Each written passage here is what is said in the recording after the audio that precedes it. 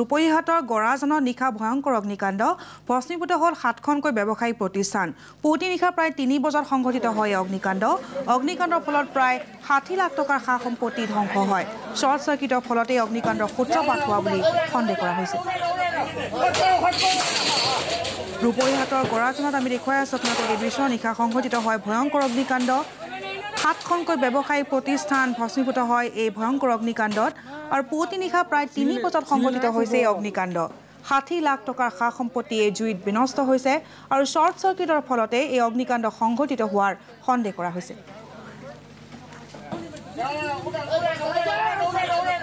electronic short সাৰ্কিটৰ ফলত আমাৰ ইয়াত যেটো বিজুতি ঘটিছে প্ৰায় 7টা দোকান ভস্মীভূত হৈছে তাত